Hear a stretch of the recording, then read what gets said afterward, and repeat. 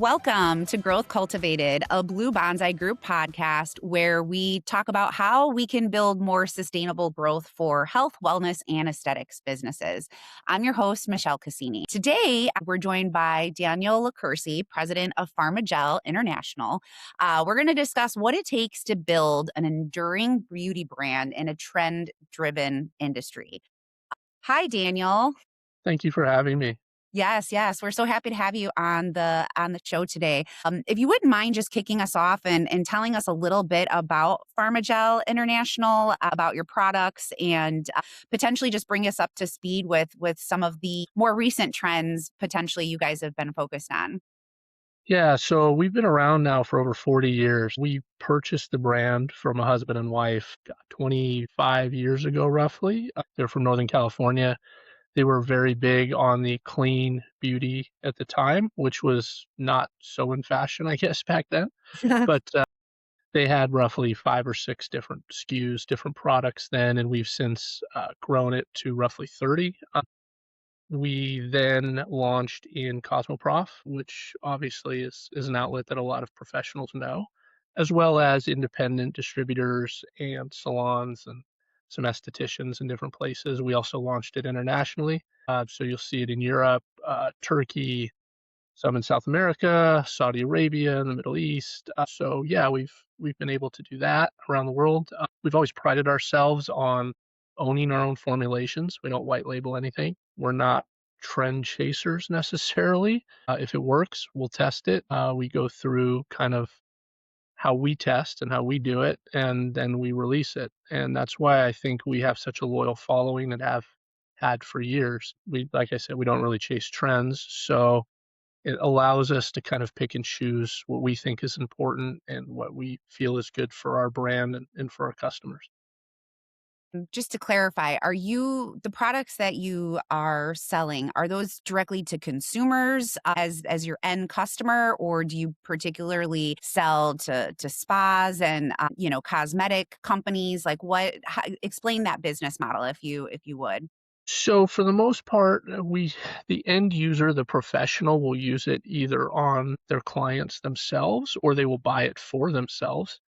We kind of pride ourselves too. We've never gotten into the chemical peels or anything like that. We're kind of your everyday use, everyday maintenance line. We do have people that do buy direct retail from us, and or the website that know about the product. We always joke we're kind of the professional's best kept secret. We've been around for so long, and with a very loyal following. So we don't really change our products. People like them. We will update from time to time, but mostly it's very small. We've always kind of been the PABA free, paraben free. Always prided ourselves on that clean beauty from the very beginning. So we're not really changing our formulations often. Got it. So Well, that kind of leads into just the longevity you mentioned. I mean, being around for 40 years, that's not by mistake. You guys are obviously doing something right. And how do you build that customer loyalty base? I think it starts here. To be honest with you, it starts the people that have been with myself or with us as a company have been here for some of them as long as 30 years that worked with us when we had distribution, when we had distributorship. So it goes back a long time and it's very important to us. We still answer the phone. If you have a question about a product, you can talk to the person who helped design the product or can give you the education piece of how to use it properly or that kind of nature. So we pride ourselves on that. And I think when people get that kind of service and that kind of attention, they tend to come back and they know what to expect too. Like I said before, we're not changing all the time. We're not changing labs. We're not changing what's in the product. So people know what to expect. And that's important to us. We try to keep our customers up to date of what we're doing. We try to include them when if there's new education, if there's a new product launch, or if even sometimes if we're prototyping products, we want their feedback. And I think that keeps people kind of in your, whatever you want to call it, in your sphere, and they want to be a part of something. One of our kind of hashtags or marketing plays has always been PharmaGel Family, PharmaGel Mm. Fam, and so that's really important to us. And it's some most of the time it's pretty good feedback. Sometimes it's negative, but we take that into account, and that's You gotta important. take all of the feedback Yeah, together, right? Because there's always ways to improve, but they wanna feel heard, they wanna feel seen, and I keep coming back to what you just said. If you could explain it a little more, you said some of your folks have been around for 30 years, but that if someone were to call, they could talk to someone who may have developed the product? yeah, yeah. We are here in office most days, and product development is mostly done here. We have from various prototypes, and we're talking with labs and things like that. So even our education, or sometimes our head of sales, Mhm. nationally or internationally, they're often in the office. So if there's a question of how to use something, or if there's a question of is it carried here or that kind of stuff, we can answer that. Or if it's a question of how is this made, why would this be good for this type of skin, or how should I use this? Do I exfoliate first? Do I wash first?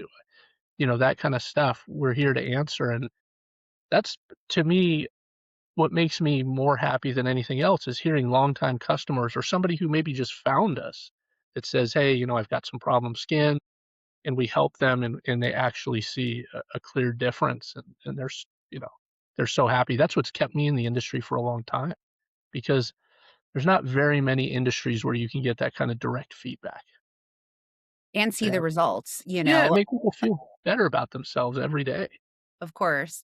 Yeah, I would think that hugely differentiates you, being able to have that family network, the international brand, but still the small family connection and feeling that people get. Is that something that you see as a differentiator and something that you market out in the communities to utilize that to your benefit to really spread yeah. more news about PharmaGel? We probably could do a better job. I think most companies could do a better job telling their story. Yeah, we try to. I would say in today's world of AI and knowing what's real and how you're getting reached and how you're getting prospects and things like that off lists, I think being authentic is probably one of the leading things you can have. Now, I know I look for it when I'm looking for a good or a service or something. So, trying to support, no, I don't want to say real businesses, because that's not fair. They're all real businesses, but people that you can associate with and you want to be around. And so that's really important. And we try to tell people, and I think most people who know our brand or know us know that story. We just need to tell it to a greater audience, I guess. And I would suggest that for anybody in the beauty industry. I think that's an important piece of telling your story, you know, and why people should come to you. And what do you attribute your guys' success of the last 40 years? Have you always been an international company, or how did that growth really explode across continents? I think a lot of that is beauty shows. We've had a gentleman named Tony Niemer who was with us forever, and anybody in the industry knows probably that name. He was with Redken for a long time, and he helped us with some international growth in different places. And I think doing shows, whether it's, Vegas or Miami now, or Cosmoprof Italy, Bologna, those are all, great to talk to people about your product, but that has to resonate with them. There's tons of beauty brands out there. There's tons of skincare brands. I think what people tend to like about ours is it's simple. It's very straightforward. We do everything from, face washes, moisturizers, exfoliants, toners, masks. We even have tools. So I think we have a full line of products, but it's very simple. And we've kind of always prided ourselves on that. You can't really use it wrong, I guess. You're not going to hurt Mhm. yourself. So Well, I think internationally, different countries, different areas, they have different wants and needs, and what resonates with them is going to be different in Europe versus the Middle East versus South America versus North America.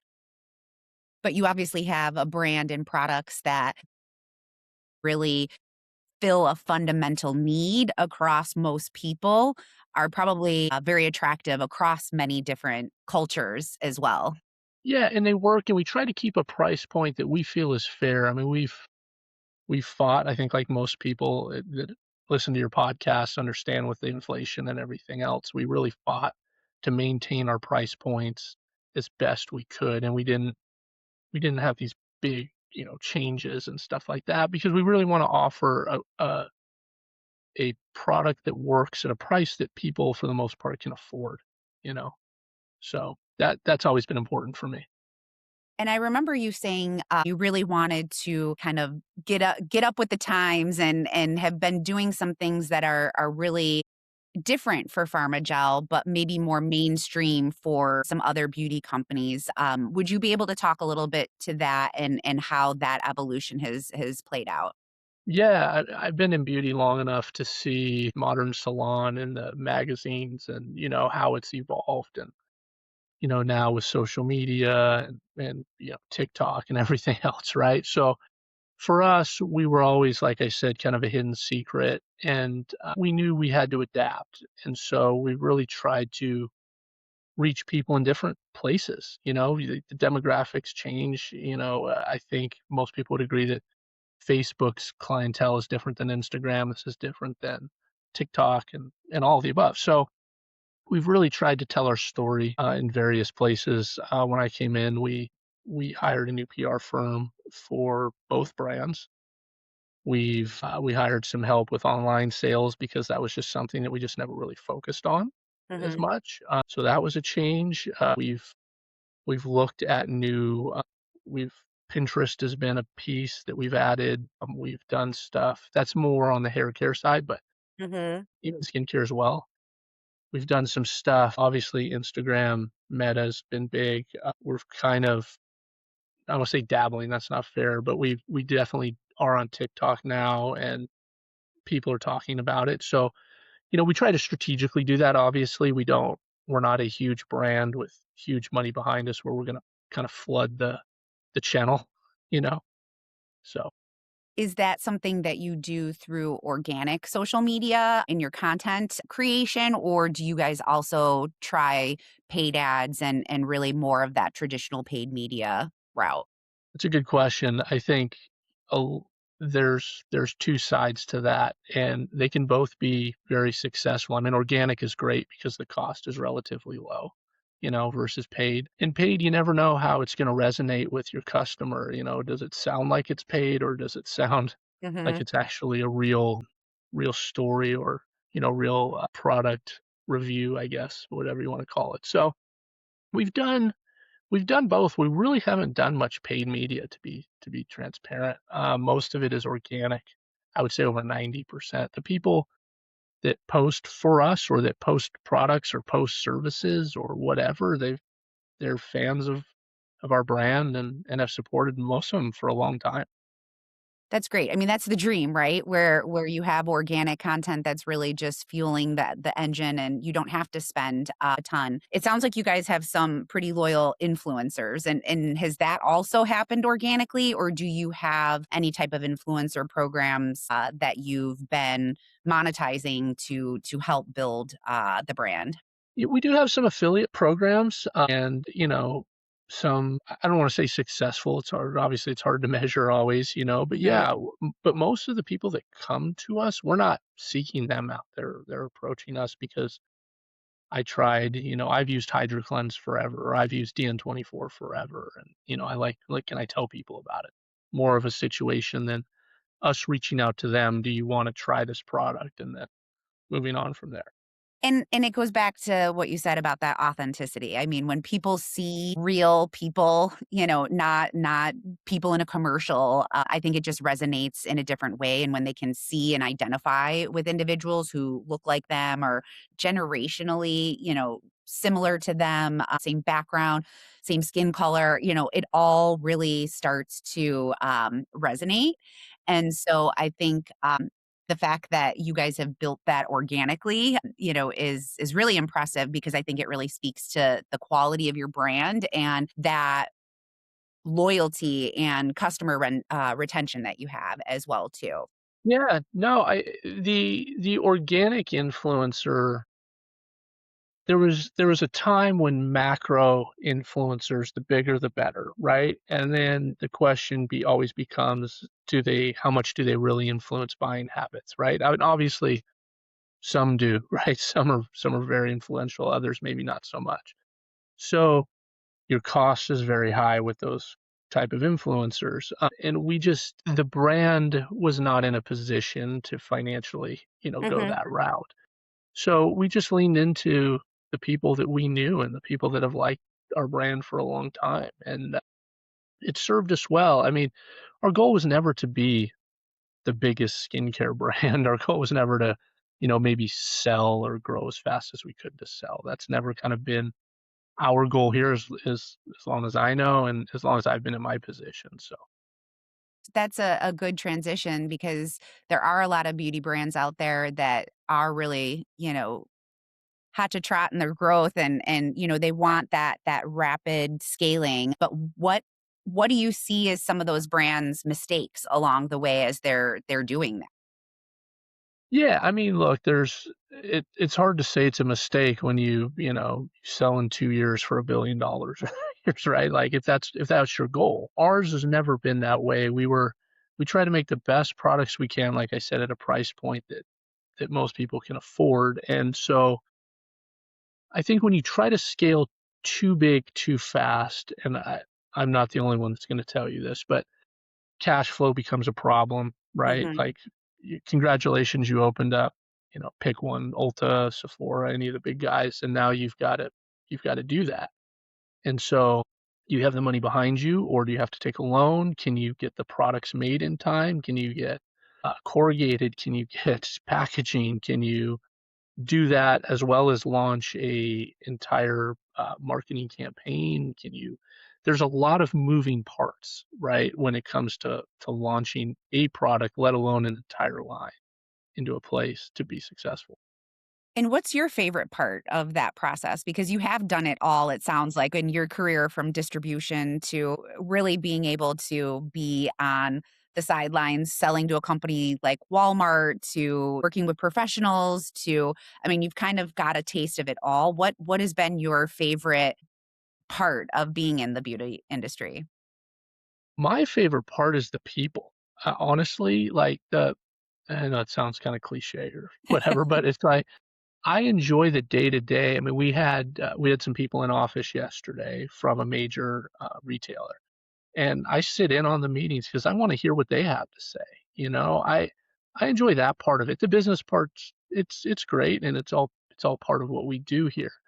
But the actual feedback of like getting to know the buyers, we have great relationships. I feel like with the big buyers that we have, and I think also just our customers on a daily basis. I mean, like I said, we pick up the phone, and if you have a question, you can talk to me. I'm not gonna, any there maybe there's somebody listening on here that has talked to me in the past, if there was a problem, we changed kind of our structure a little bit when I first came in, and I had to make some phone calls because people didn't understand or, like the way it was before, and try to explain to them why we did it that way. But that is the part I think that does set us apart.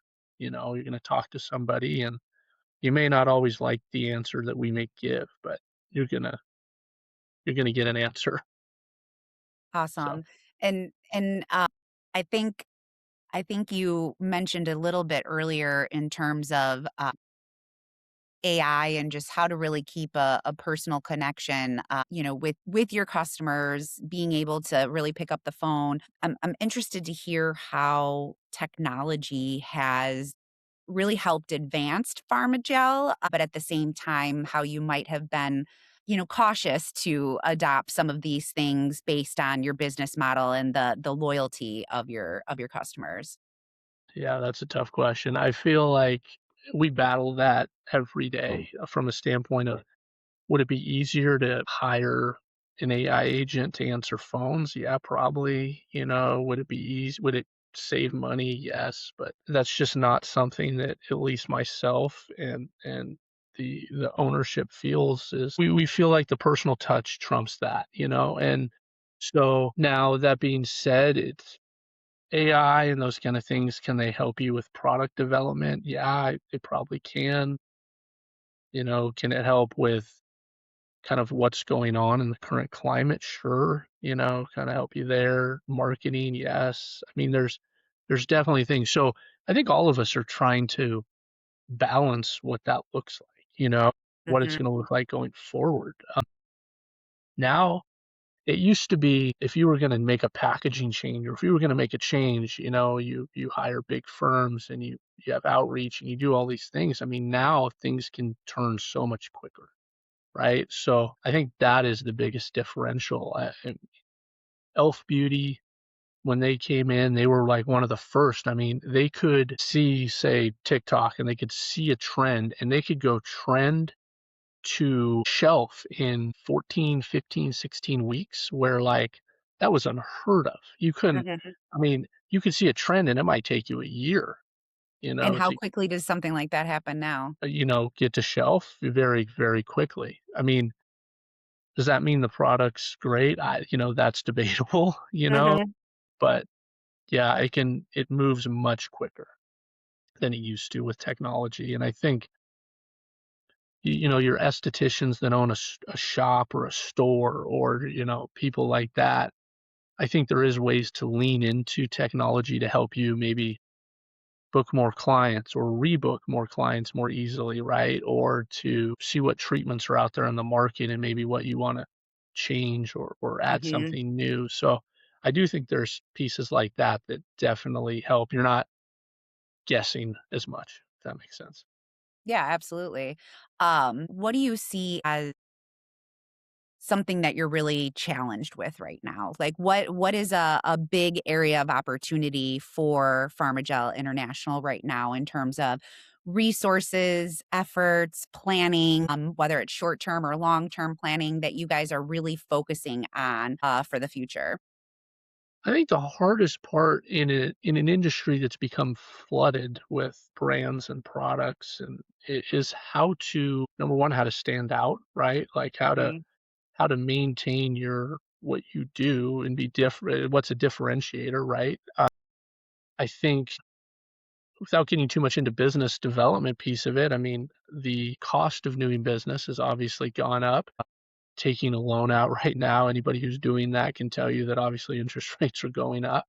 So you try to be strategic on, cash flow and output and things of that nature. You don't want to put yourself in a position where you're, financially in a bad position, can't do things. So I would say those are kind of short term. I think long term for us is, again, where do we play? Like you kind of touched on that earlier, right? So we've been a professional brand and on a professional channel, but how do we reach a younger demographic? How do we reach a consumer or customer that hasn't heard of PharmaGel?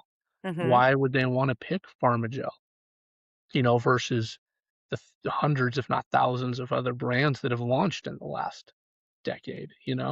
So I think that's really not just us, but I think that's what a lot of people are feeling in this industry. And do you think that most of your clientele and that loyal customer base that you have, is it still that professional that you think that you are focusing on, based on your marketing strategy, or is that really still in an evolving place right now? Well, that goes back to the technology piece. I think that question of, yes, I would say technology has given us more information about our demographic and who our customer is currently and maybe where we're weak and where we can get stronger. And now with the information you're given, I mean, we can look at gender, we can look at pay range, we can look at age, right? All those things go into it. I would say yes, professionals are still our bread and butter, and it's where we've been and done the most business. But yes, I think we can definitely get stronger in a younger demographic.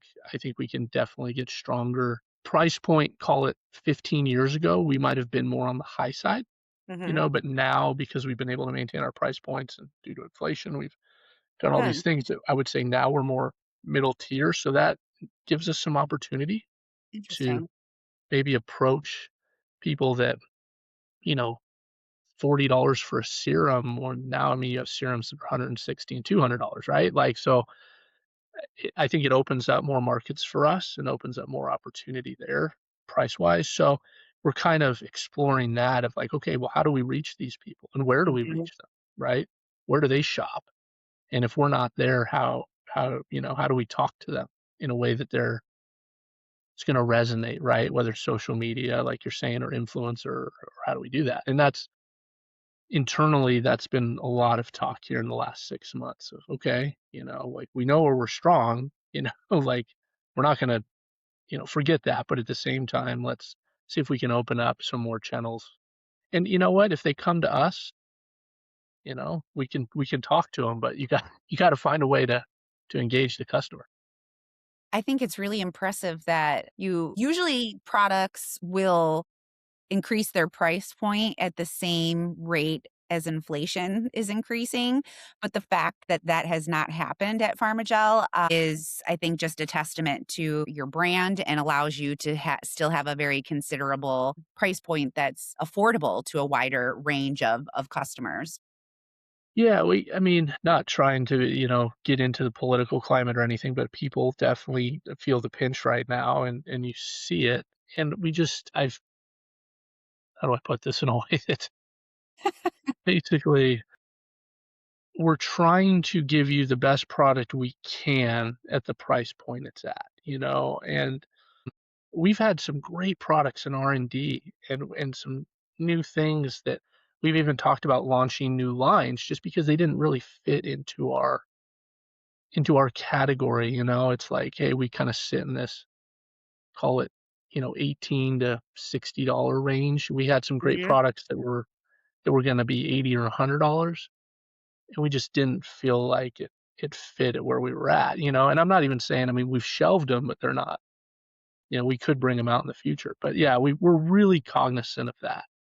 And so when we create products, we don't want to, I guess, alienate a buyer per se, Yeah. you know. No, no, I think that's great. So as we wrap up, you've been in this industry for quite some time. What advice would you give to these individuals? Maybe something that you know now that you wish that you would have known then. What advice would you like to impart on our listeners today? I think there's a lot of great people in the beauty industry, and I've been lucky and blessed to be around and to meet, whether it was, Tony and Guy and John Paul DeJorios and different people that have been in the beauty industry for a long time. And I guess my suggestion would be find people that have done it. Find people that have made the mistakes like we have, right? And learn kind of the industry, because as big as it is, it's still pretty tight knit. Most of the time, if I go to a big beauty show or a conference, I'm going to run into a lot of people that I know.